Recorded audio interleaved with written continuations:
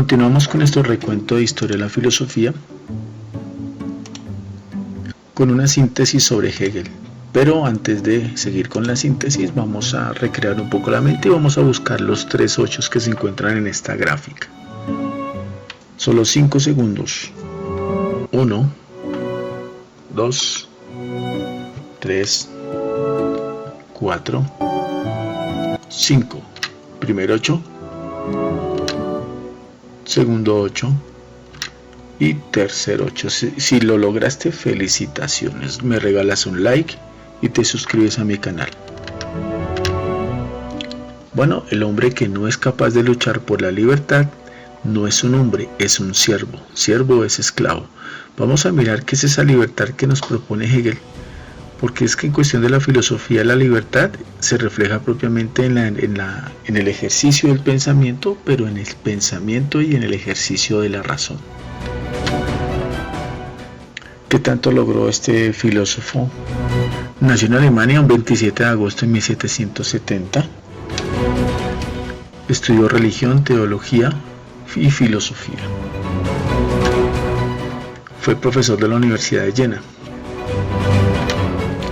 Escribió Fenomenología del Espíritu, Ciencia de la Lógica, Enciclopedia de las Ciencias Filosóficas, Filosofía del Derecho, Lecciones de Historia de la Filosofía. Elaboró un sistema filosófico, el idealismo absoluto.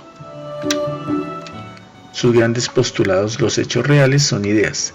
Ahí está la dialéctica de Hegel, tesis, antítesis y síntesis. ¿Dónde influyó este pensamiento hegeliano? En la teología, el cristianismo, el materialismo científico, el marxismo, el leninismo y el colectivismo. Murió en Berlín un 14 de noviembre de 1816. Es célebre este filósofo alemán. Interesante conocer cómo la parte del materialismo histórico es capaz de influenciar en su pensamiento y crear todo un sistema filosófico. Otro pensador, Ludwig Feuerbach, no ser nada y no amar nada es lo mismo. En esta secuencia de historia de la filosofía, como lo está manejando el libro y como lo estamos manejando nosotros en este momento, pues vamos a dar solamente unos tintes, porque resulta que es que entre Hegel y Feuerbach hay una gran influencia para comenzar la filosofía de Marx. Pero en el pensamiento de Feuerbach hace un paréntesis sobre lo que es el hombre y Dios.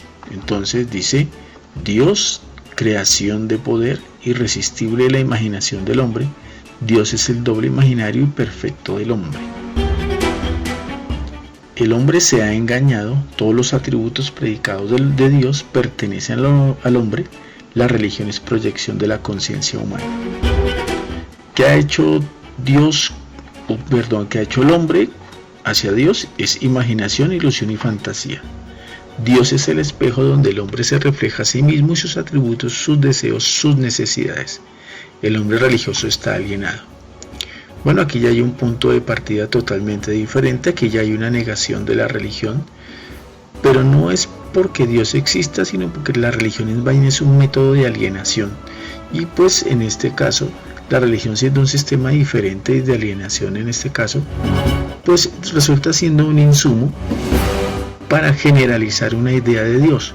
Sin embargo, hay que tener mucho cuidado con el concepto de Feuerbach, porque al fin y al cabo ese es un elemento más que le sirvió a Marx para justificar la situación del ateísmo.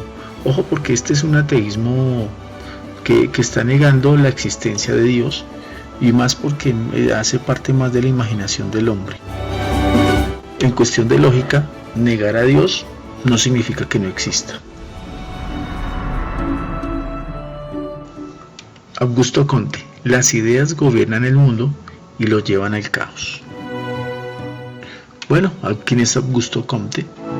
El mismo, digamos que es Augusto Comte, él es el iniciador del positivismo, pero el positivismo no es aquello que estamos conociendo nosotros, que es como el pensar chévere, como tener ideas positivas del día. El positivismo es tener un punto de partida diferente de la ciencia, pero la ciencia la vamos a aplicar directamente a un fenómeno social. Cuando hablamos de Comte, se conoce como positivismo a una estructura o sistema de carácter filosófico que está basado en el método experimental. Comte es el padre de la sociología, y la sociología es aquella ciencia que se encarga de estudiar los grupos humanos. Y los grupos humanos muestran unos fenómenos, unas dinámicas que se tienen que estudiar y son dignas de tener en cuenta para interpretar ciertos elementos que tiene la sociedad. Cuando se interpretan estos datos, se puede saber cuáles son sus necesidades, cuáles son sus inquietudes y cómo se pueden solucionar. La filosofía de Comte entronca grandes rasgos en la asunción de la razón, la ciencia como únicas guías de la humanidad, capaces de instaurar el orden social sin apelar a oscurantismos teológicos o metafísicos. Aquí ya la filosofía está marcando un elemento diferente. Aquí va a ser la sociología la que va a estudiar el fenómeno de la colectividad. Es ahí que si vamos a llegar a Marx no es catalogado filósofo sino sociólogo.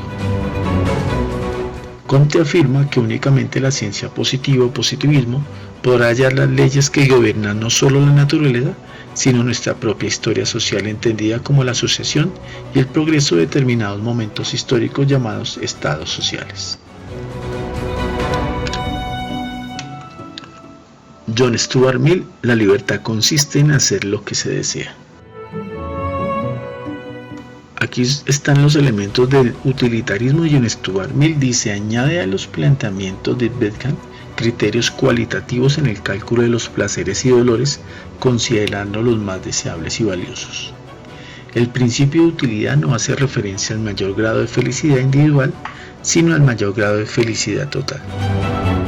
El principio de utilidad surge de un sentimiento natural no innato de sociabilidad que se desarrolla de forma espontánea como la inteligencia.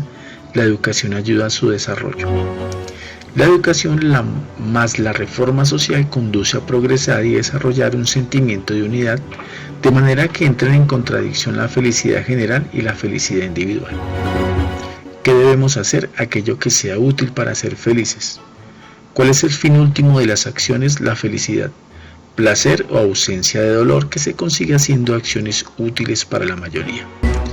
Aquí hay un elemento de que la sociedad es feliz siempre y cuando utilice todo lo que necesite para lograr ese fin.